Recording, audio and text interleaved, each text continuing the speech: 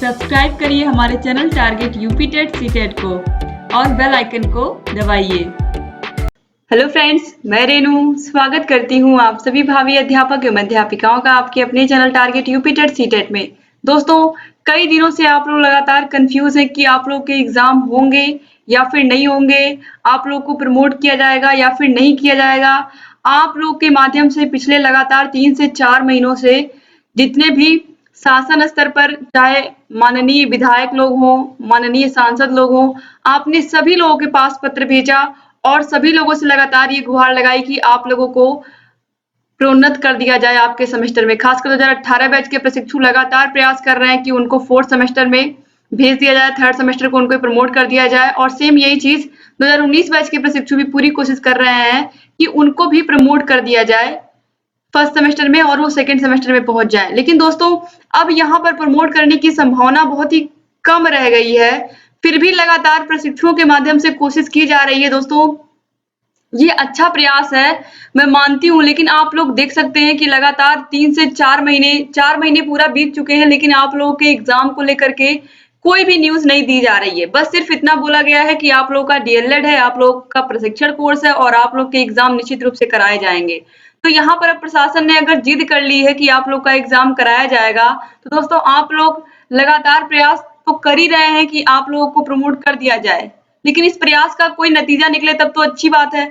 अब यहाँ पर देखिए, यहाँ पर माननीय मुख्यमंत्री जी को पत्र लिखा गया है 2018 बैच को प्रमोट करने को लेकर के और 4th सेमेस्टर में पहुंचने को लेकर के यहाँ पर पत्र लिखा गया है मुख्यमंत्री जी को।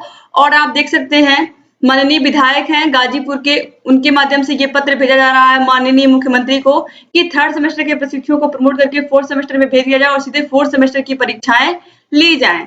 लेकिन दोस्तों, आप सभी लोगों को पता है कि पीएनपी की तरफ से कोई भी सूचना नहीं दी जा रही है।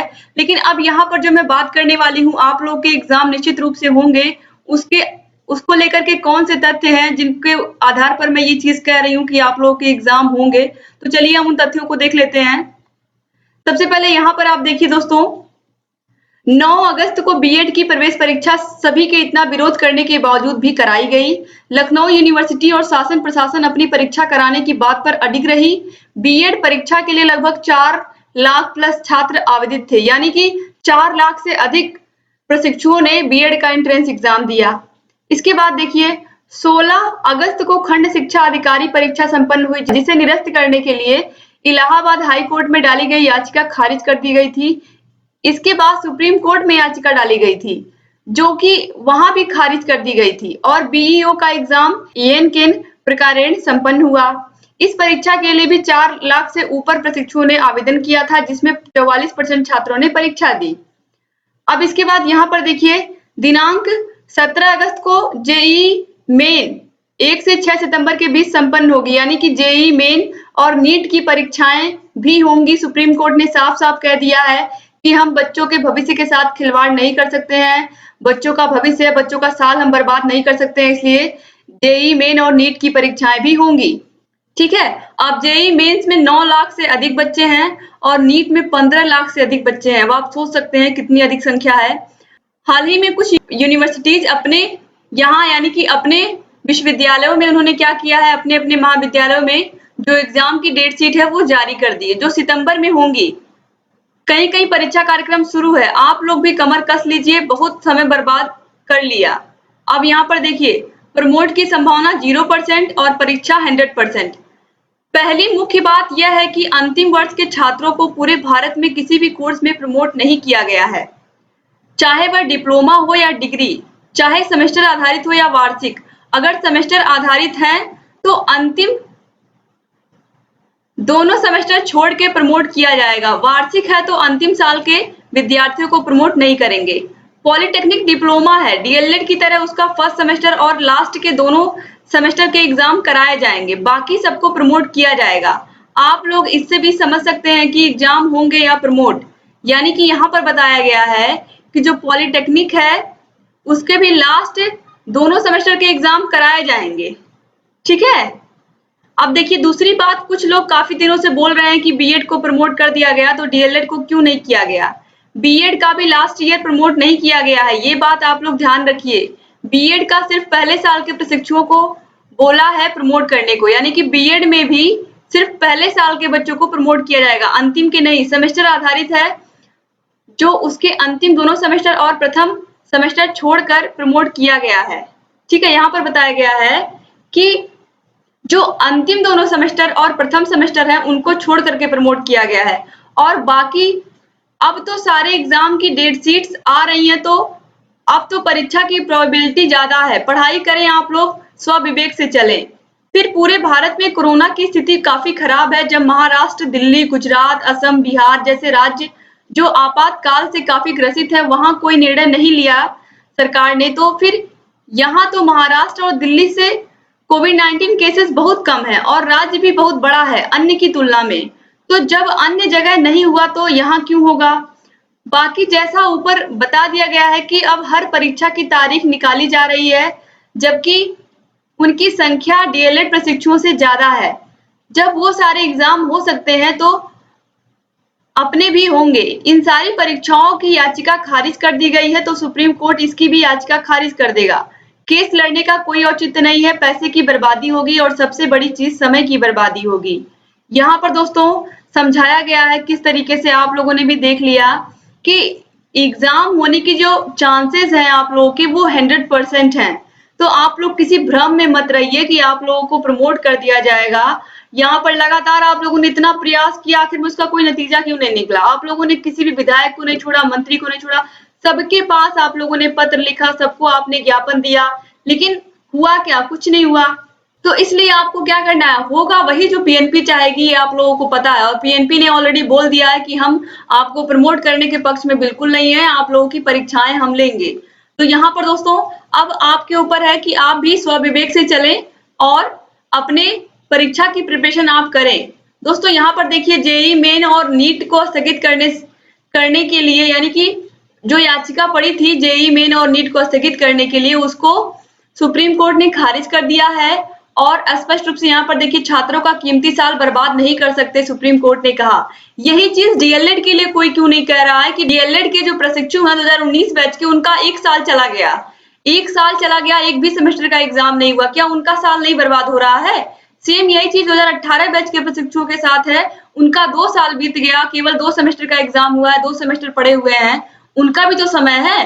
तो दोस्तों डीएलएड के जो प्रशिक्षु हैं या जितने भी आप लोग भाई बहन हैं, आप लोग इकट्ठे रहिए और कोशिश करिए किसी भी तरीके से पीएनपी पर दबाव बनाने की, और आप लोग अपना एग्जाम किसी भी तरीके से करवाइए, इसी में भलाई है। क्योंकि जब पीएनपी ने ठान ही लिया है कि आप लोग का एग्जाम हो, तो आप लोगों को भी कोशिश करनी है कि आप लोगों के एग्जाम जल्द ले लिए जाएं। दोस्तों अब किसी भी प्रकार से कोर्ट में याचिका डालने से, कुछ भी करने से, आप देख सकते हैं आप लोग की आंखों के सामने ही, चाहे वो बीएड का एंट्रेंस एग्जाम हो, इसके अलावा बीईओ की परीक्षा हो, और यहाँ पर अब आप देखिए जेईई मेन और नीट की परीक्षा, ये सभी, इन सभी के लिए याचिका पड़ी थी कि इनको टाल दिया जाए इस महामारी में, लेकिन सुप्रीम कोर्ट ने किसी की नहीं सुनी, सभी याचिकाओं को खारिज कर दिया और स्पष्ट रूप से कहा कि बच्चों के भविष्य के साथ हम कोई खिलवाड़ नहीं करेंगे। स्पष्ट रूप से बच्चों का जो शेड्यूल है, टाइम शेड्यूल है, उनके एग्जाम उनके उसी टाइम से होंगे। और आप लोग डीएलएड के प्रशिक्षुओं से कहीं ज्यादा भीड़ थी इन एग्जाम में, चाहे वो बीईओ का एग्जाम रहा हो, चाहे बीएड का एंट्रेंस एग्जाम रहा हो। तो दोस्तों इसलिए अब आप लोग कमर कस लीजिए और तैयार हो जाइए अपने एग्जाम को देने के लिए। फर्स्ट सेमेस्टर के प्रशिक्षु जिनका फर्स्ट सेमेस्टर का एग्जाम नहीं हुआ था, वो प्रशिक्षु जिनका थर्ड सेमेस्टर का एग्जाम नहीं हुआ था, यानी कि 2018 और 2019 बैच के प्रशिक्षुओं से मेरा यही कहना है कि दोस्तों प्लीज आप लोग अपनी तैयारी बेहतर बनाइए। आप लोग अपने फर्स्ट और थर्ड सेमेस्टर पर पूरा फोकस करिए, क्योंकि एग्जाम निश्चित रूप से होंगे आप लोगों के।